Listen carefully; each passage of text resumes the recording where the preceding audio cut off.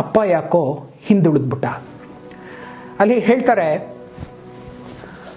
ಅಮ್ಮ 9 ತಿಂಗಳು ಹೊರ್ತಾಳೆ, ಅಪ್ಪ 25 ವರ್ಷ ಸಾಕ್ತಾರೆ. ಅಮ್ಮ 9 ತಿಂಗಳು ಹೊರ್ತಾಳೆ, ಅಪ್ಪ 25 ವರ್ಷ ಸಾಕ್ತಾರೆ. ಜೀವನದಲ್ಲಿ ಇಬ್ರು ಸಮವಾದ್ರು, ಅಪ್ಪ ಯಾಕೋ ಹಿಂದುಳಿದ್ಬಿಟ್ಟ. ಜೀತ ತಗೊಳ್ದೆ ಅಮ್ಮ ಮನೆಯಲ್ಲಿ ದುಡಿತಾಳೆ, ತನ್ನ ಜೀತನೆಲ್ಲ ಅಪ್ಪ ಮನೆಗೆ ಅಂತಾನೆ ಖರ್ಚು ಮಾಡ್ತಾನೆ. ಜೀತ ತಗೊಳ್ದೆ ಅಮ್ಮ ಮನೆಯಲ್ಲೇ ದುಡಿತಾಳೆ, ತನ್ನ ಜೀತನೆಲ್ಲ ಅಪ್ಪ ಮನೆಗೆ ಅಂತಾನೆ ಖರ್ಚು ಮಾಡ್ತಾನೆ. ಅಮ್ಮ ಅಪ್ಪ ಶ್ರಮ ಸಮವಾಗಿದ್ರು, ಅಪ್ಪ ಯಾಕೋ ಹಿಂದುಳಿದ್ಬಿಟ್ಟ. ಎಷ್ಟು ಬೇಕಾದ್ರೂ ಕೇಳೋ ಕಂದ ಅಂತ ಊಟ ಬಡಿಸೋ ಅಮ್ಮ, ಎಷ್ಟು ಬೇಕಾದ್ರೂ ಕೇಳೋ ಕಂದ ಅಂತ ಊಟ ಬಡಿಸೋ ಅಮ್ಮ, ಬೇಕಾದ್ದು ತಗೋ ಕೂಸೆ ಅಂತ ಎಲ್ಲ ಕೊಡ್ಸೋ ಅಪ್ಪ. ಅಮ್ಮ ಅಪ್ಪ ಪ್ರೀತಿ ಸಮವಾಗಿದ್ರು, ಅಪ್ಪ ಯಾಕೋ ಹಿಂದುಳಿದ್ಬಿಟ್ಟ. ಫೋನ್ನಲ್ಲಿ ಅಮ್ಮನ ಹೆಸರು ಏಟು ಬಿದ್ದಾಗ್ಲೂ ಅಮ್ಮ ಅನ್ನೋ ಕೂಗೋ ಕೂಗಲ್ಲೂ ಎಲ್ಲದರಲ್ಲೂ ಅವಳೆ. ಫೋನ್ನಲ್ಲಿ ಅಮ್ಮನ ಹೆಸರು ಏಟು ಬಿದ್ದಾಗ್ಲೂ ಅಮ್ಮ ಅಂತ ಕೂಗೋ ಕೂಗಲ್ಲೂ ಅವಳೇ ಇದ್ದಾಳೆ.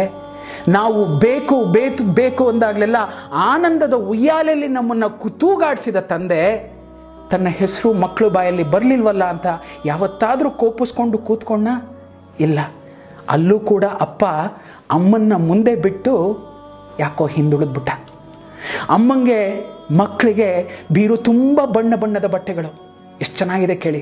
ಅಮ್ಮಂಗೆ ಮಕ್ಕಳಿಗೆ ಬೀರು ತುಂಬ ಬಣ್ಣ ಬಣ್ಣದ ಬಟ್ಟೆಗಳು, ಅಪ್ಪನ ಬಟ್ಟೆಗೆ ಅಲ್ಲಲ್ಲಿ ತ್ಯಾಪೆ ಬಿದ್ದ ಸೂಜಿ ದಾರದ ಬರೆಗಳು. ಅಮ್ಮಂಗೆ ಮಕ್ಕಳಿಗೆ ಬೀರು ತುಂಬ ಬಣ್ಣ ಬಣ್ಣದ ಬಟ್ಟೆಗಳು, ಅಪ್ಪನ ಬಟ್ಟೆಗೆ ಅಲ್ಲಲ್ಲಿ ತ್ಯಾಪೆ ಬಿದ್ದ ಸೂಜಿ ದಾರದ ಬರೆಗಳು. ತನ್ನ ತಾನು ನೋಡ್ಕೊಳ್ದೆ ಜೀವನ ಸಾಗಿಸೋ ಅಪ್ಪ, ತನ್ನನ್ನು ತಾನು ನೋಡ್ಕೊಳ್ದೆ ಜೀವನ ಸಾಗಿಸೋ ಅಪ್ಪ, ಅಮ್ಮ ಮಕ್ಕಳ ಜೀವನದಲ್ಲಿ ನೆನಪಾಗದೇ ಇರೋ ಅಷ್ಟು ಹಿಂದೆ ಉಳಿದ್ಬಿಟ್ಟ. ಅಪ್ಪ ಯಾಕೋ ಹಿಂದೆ ಉಳಿದ್ಬಿಟ್ಟ. ಅಮ್ಮಂಗೆ ಅಷ್ಟಿಷ್ಟು ಬಂಗಾರದ ಒಡವೆಗಳು, ಅಮ್ಮಂಗೆ ಅಷ್ಟಿಷ್ಟು ಬಂಗಾರದ ಒಡವೆಗಳು, ಅಪ್ಪಂಗೆ ಮೈ ಮೇಲಿನ ಉಡದಾರನೇ ಆಭರಣ. ಅಮ್ಮಂಗೆ ಅಷ್ಟಿಷ್ಟು ಬಂಗಾರದ ಒಡವೆಗಳು, ಅಪ್ಪಂಗೆ ಮೈ ಮೇಲಿನ ಉಡದಾರನೇ ಆಭರಣ. ತನ್ನ ಕುಟುಂಬಕ್ಕೋಸ್ಕರ ಎಲ್ಲ ಮಾಡಿದ್ರು ಒಂದಷ್ಟು ಗುರ್ತಲ್ಲಿ ಉಳಿಯೋ ನೆನಪಲ್ಲಿ ಕೂಡ ಅಪ್ಪ ಯಾಕೋ ಹಿಂದೆ ಉಳಿದ್ಬಿಟ್ಟ. ಮಕ್ಕಳು ಸ್ಕೂಲು ಫೀಸು ಪುಸ್ತಕ ಅಂತೆಲ್ಲ ಇದೆ, ಈ ಹಬ್ಬಕ್ಕೆ ನನಗೆ ಬಟ್ಟೆ ಬೇಡ ರೀ ಅಂತಾಳೆ ಅಮ್ಮ. ಮಕ್ಕಳು ಸ್ಕೂಲು ಫೀಸು ಪುಸ್ತಕ ಅಂತೆಲ್ಲ ಇದೆ, ಈ ಹಬ್ಬಕ್ಕೆ ನನಗೆ ಸೀರೆ ಬೇಡ ಅಂತಾಳೆ ಅಮ್ಮ. ಹಬ್ಬದಲ್ಲಿ ಅಮ್ಮ ಅಪ್ಪ ಏನು ತಿಂತಾರೋ ನೋಡಲ್ಲ, ಹೊಟ್ಟೆ ಉಬ್ಬರಿಸೋಷ್ಟು ತಿಂದು ಮೇಲೆ ಹೇಳ್ತವೆ ಮಕ್ಕಳು. ಅಮ್ಮ ಮಕ್ಕಳನ್ನ ಬಿಟ್ಟಿದ್ದನ್ನು ತಿಂತಾಳೆ, ಅಮ್ಮ ಮಕ್ಕಳು ಬಿಟ್ಟಿದ್ದನ್ನು ತಿಂತಾಳೆ. ಆದರೆ ಅಪ್ಪ ಪಾತ್ರೆಯಲ್ಲಿ ಉಳ್ದ ಅಷ್ಟೋ ಇಷ್ಟಕ್ಕೋ ನೀರನ್ನು ಬೆರೆಸಿ ಕುಡ್ಕೋತಾನೆ. ಅಲ್ಲೂ ಅಪ್ಪ ಯಾಕೋ ಹಿಂದೆ ಉಳಿದ್ಬಿಟ್ಟ. ವಯಸ್ಸಾದ ಮೇಲೆ ಅಮ್ಮ ಮನೇಲಿ ಕೆಲಸಕ್ಕಾಗ ಬರ್ತಾಳೆ ಅಂತ ಮಕ್ಕಳು ನೆನೆಸ್ಕೋತಾರೆ.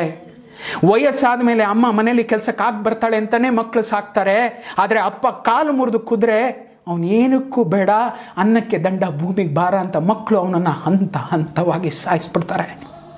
ಹಂತ ಹಂತವಾಗಿ ಸಾಯೋ ಅಪ್ಪ ಮಾತ್ರ ಸಾವಲ್ಲಿ ಮುಂದೆ ಅಮ್ಮ ಯಾಕೋ ಹಿಂದೆ ಉಳಿದ್ಬಿಡ್ತಾಳೆ. ಎಷ್ಟು ಚೆನ್ನಾಗಿದೆ ಅಂತಂದರೆ ನಮ್ಮೆಲ್ರಿಗೂ ಬೆನ್ನೆಲುಬಾಗಿ ಅಪ್ಪ ನಿಲ್ತಾನೆ. ಆದರೆ ನಾವು ಅಪ್ಪನ ಮರೆತು ಬಿಡ್ತೀವಿ. ಇದು ಎಲ್ಲರ ಜೀವನದಲ್ಲೂ ನಡೆದಿರುತ್ತೆ, ಪ್ರತಿಯೊಬ್ಬರ ಜೀವನದಲ್ಲೂ ನಡೆದಿರುತ್ತೆ. ತುಂಬ ರೇರ್ ಕೇಸಸ್ ಅಪ್ಪನ ನೆನೆಸ್ಕೊಳ್ಳೋದು.